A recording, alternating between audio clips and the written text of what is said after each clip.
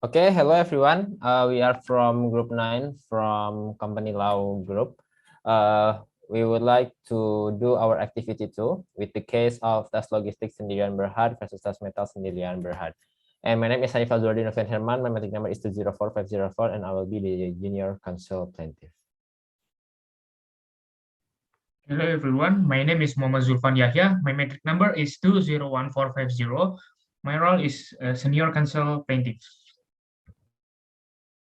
My name is Shaimata Fideusujana and my matrix number is 201370. I am the judge for the case.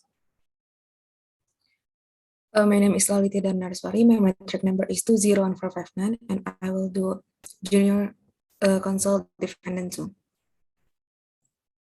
My name is Muhammad Fakhrazim Ismail.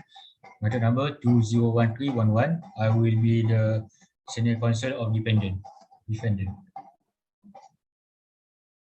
Okay, good evening, everyone. Welcome, ladies and gentlemen. Sit down, everyone, please. Okay, calling the case of Tas Logistics, Serdarian Berhad brought this suit against the 5 defendants premised on several causes of action. Okay, I'm a judge for this extraordinary meeting. I will lead the trial. Are both sides ready? Yes, we are from plaintiff sides ready, Your Honor. We also from the defendant side are ready for the people.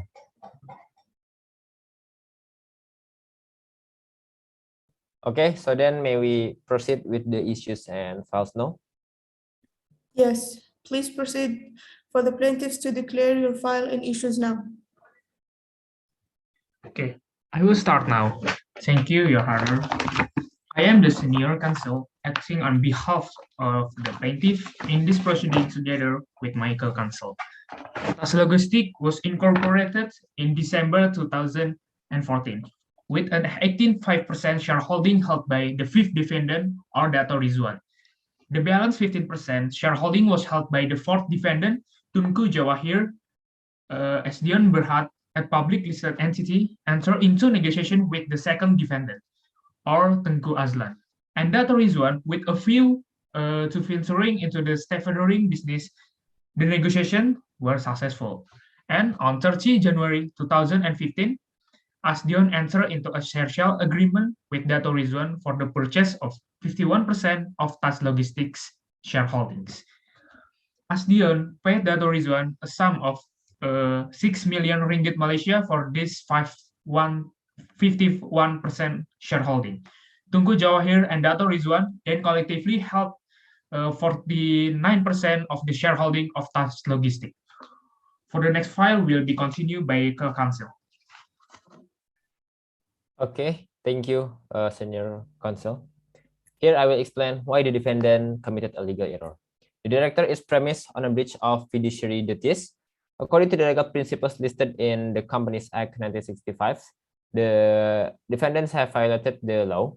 They do it out of personal interest, not the good cause of the company.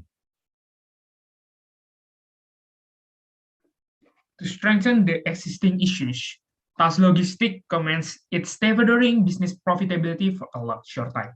After the commencement of its business, the profitability and operational ability of Tas Logistics was systematically destroyed deliberately by the defendants filed a series of events. Essentially, these events involve conflict of interest situations between some of defendants who were directors of Tas Logistics, coupled with active attempts to preclude Tas Logistics from acquiring essential requirements for its stevedoring business, such as land space. Are there any other legal issues to substantiate your claim? Okay, Your Honor. For the next issue, the conspiracy, the deliberate diverting of business, assets, and employees of Tas Logistics to Tas Metals by the defendants collectively. It was significant to note that Tengku Azlan and Tengku Jawahir were husband and wife. Tengku Aslahuddin was their son, and Dato Rizwan was acknowledged as a trusted friend of the family. That's all, Your Honor. Thank you. The issue is received. Is the defendant ready for the case? Your Honor, yes, we are ready. You can proceed now. All right. Thank you, Your Honor. I am the senior counsel acting on the behalf of the defendant. In this proceeding, together with my co-counsel, defendant claimed that on 25th October of 2018, in the minute of the board meeting, revealed all the issues were defective.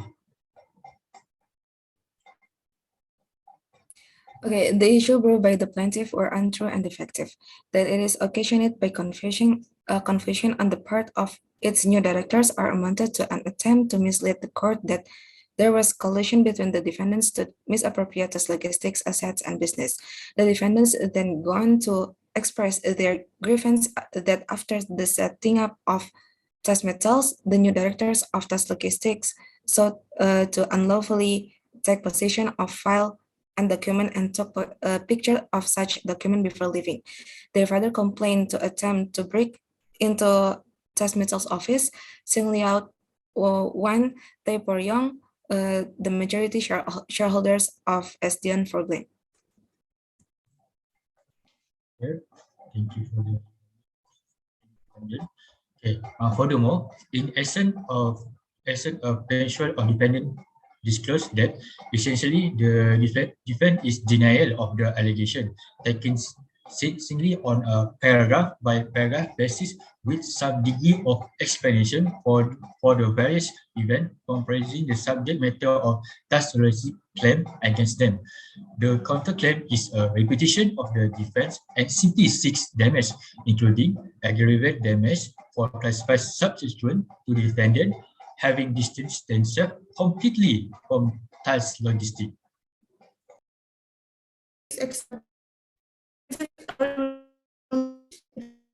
Please proceed. Of course. Thank you, Your Honor. The document issued by the defendant were not based on clear facts. They only express their opinion.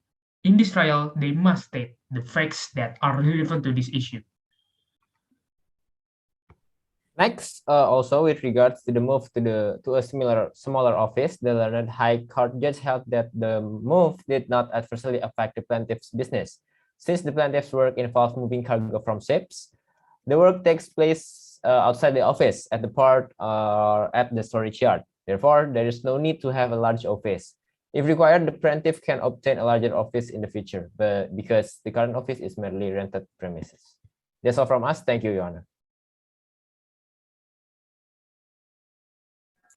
Okay, the court will now take a recess of 15 minutes to allow the jury reach the final decision.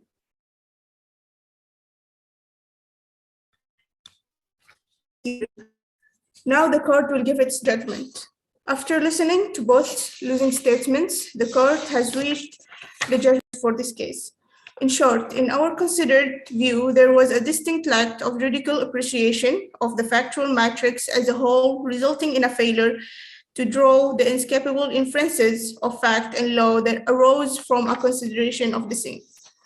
It is apparent to us that no reasonable court judicially considering the series of facts in this case would or could arrive at any conclusion, other than there were clear instances of breaches of fiduciary duty by Dr. Rizwan and Tunku Jawahir versus TAS Logistics, as well as conspiracy between the entirety of the defendants to utilize TAS Logistics to set up for their own benefits and profit the competing entity known as TAS Metals.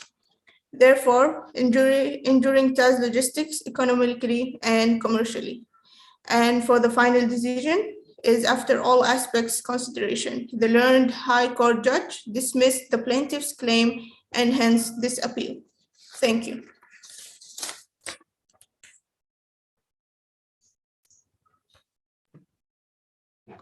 Thank you. So that's all from Group 9 recorded presentation.